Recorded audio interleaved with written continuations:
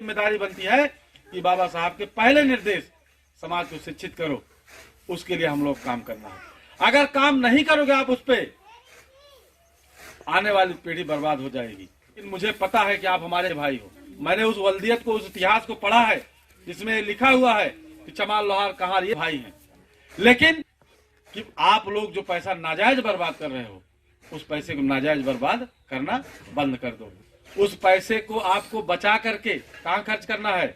शिक्षा पे खर्च करना है, पढ़ाई पे खर्च करना है, क्योंकि शिक्षा से बड़ा दान और कोई दूसरा बड़ा दान नहीं होता है। बहुत बड़े अरबपति नहीं है, लेकिन चूंकि मैं मिशन का काम कर रहा हूँ, बाबा साहब के मिशन पे काम कर रहा हूँ, तो बड़े बड़े इंजीनियर, डॉक्टर्स जो आज बाबा साहब की बदौलत बड़े बड़े पद पे हैं, वो हमको बुला बुला करके 10,000 5,000 रुपया सहयोग देते हैं।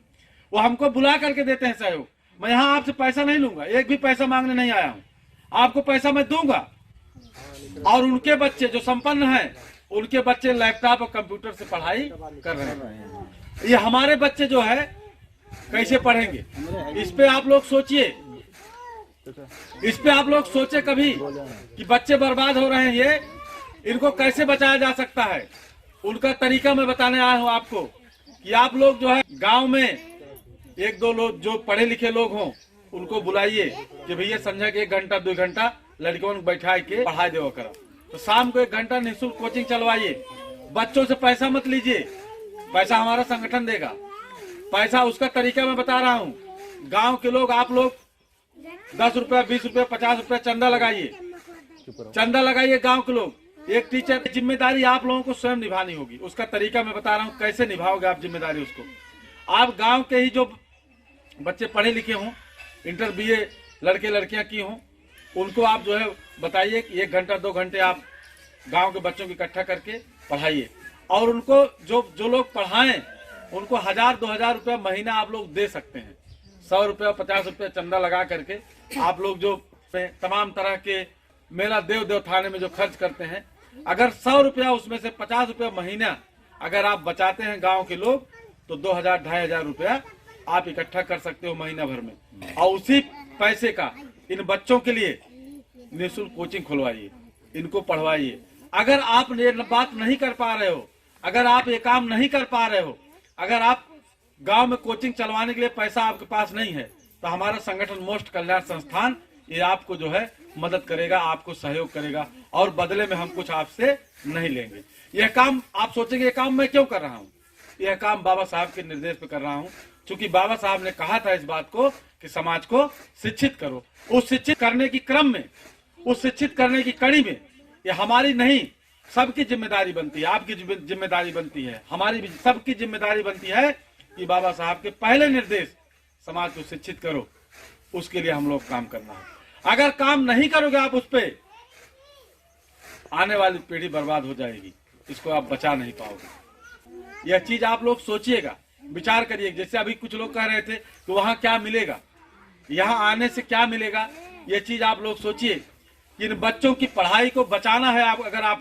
अगर इन बच्चों के भविष्य को, आज मैं निवेदन करने आया हूँ, अपील करने आया हूँ आपसे, याद से आप लोग गांव में शिक्षा का माहौल बनाइए, पठन पाठन का माहौल बनाइए, गांव में शिक्षा के लिए लोगों को प्रेरित करिए। और उसमें सिर्फ एक जात के बच्चों को नहीं, OBC SC माइनॉरिटी के आपके जो बच्चे हैं, अगल बगल जो भी बच्चे हैं OBC SC माइनॉरिटी के, उनको भी बुलाइए, वो भी बच्चे आकर के पढ़ें।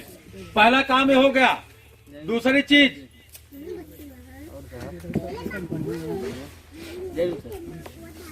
शिक्षा पे सबसे पहले काम होना चाहिए। ये बात मैं कह के जा रहा हूँ यहाँ। हाँ, आप लोग अगर शिक्षा पे काम करते हो, क्योंकि मैं जबरदस्ती नहीं कर सकता, मैं अपील ही कर सकता हूँ, मैं सिफारिश ही कर सकता हूँ, मैं सहयोग करने के लिए तैयार हूँ, मैं सहयोग करने के लिए तैयार हूँ। आप इस काम को करिए। और आपको लगता होगा, हो सकता है आप कुछ लोगों को लगता होगा कि हम दूसरी जगह के, हम दूसरे जात के हैं, लेकिन मुझे पता है कि आप हमारे भाई हो। मैंने उस वल्दियत को, उस इतिहास को पढ़ा है जिसमें लिखा हुआ है कि चमार लोहार कहार ये भाई हैं। उस वल्दियत को मैंने पढ़ा है।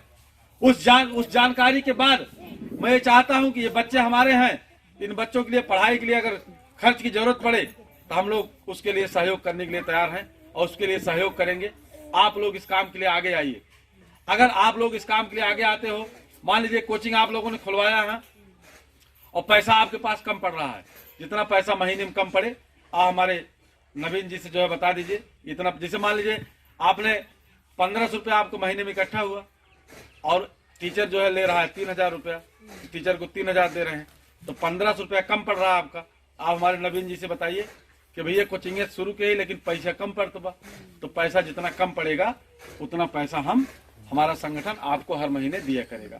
लेकिन कि आप लोग जो पैसा नाजायज बर्बाद कर रहे हो उस पैसे को नाजायज बर्बाद करना बंद कर दो। उस पैसे को आपको बचा करके कहाँ खर्च करना है?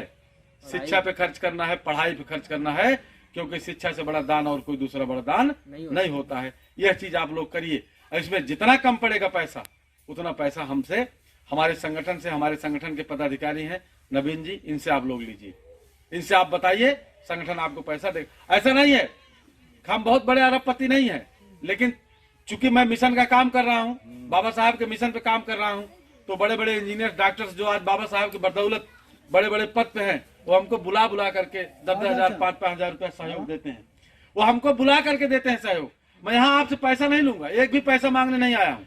आपको पैसा मैं दूंगा, हमको पैसा मिलता है, ऐसा नहीं कि मैं इंटर कॉलेज नौकरी इतनी बड़ी नहीं है कि हम सबको पूरे जिले को जो है, लेकिन हमको बड़े बड़े लोग पैसा देते हैं, क्योंकि उनको पता है कि श्यामलाल निषाद बाबा साहब के मिशन को आगे बढ़ा रहे हैं।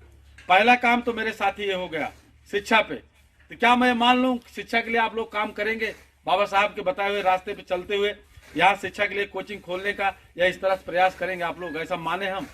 कितने लोग तैयार हैं बात से? ये बात होना चाहिए।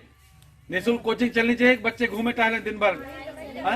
इनका दिमाग जो है, देखिए बच्चे जो होते हैं उनका दिमाग खाली स्लेट होता है, खाली होता है एकदम, उसमें जो भरोगे वही जाएगा। आज अगर बच्चे इसको सीखेंगे तो यही चीज जो जीवन भर जो है उसका, और सबसे ज्यादा सीखने की उम्र सबसे ज्यादा अच्छी उम्र यही होती है बच्चे की। इस उम्र में किशोरावस्था तक बच्चों को सबसे ज्यादा अच्छी उम्र मानी जाती है सीखने सिखाने की। इस उम्र में इनको जो है पढ़ाई की तरफ प्रेरित करिए, सरकार के भरोसे मत रहिए।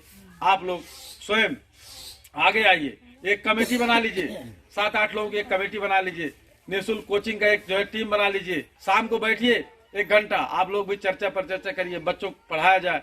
टीचर को जो है सम्मान कीजिए, आप लोग जो पढ़ा रहा है उसका सम्मान करिए। बच्चे जो गांव में घूम रहे हैं उनको भी बुला करके बैठाइए कि चल तहु पढ़, पैसा जिन दे तक ठीक बा, चल लड़के।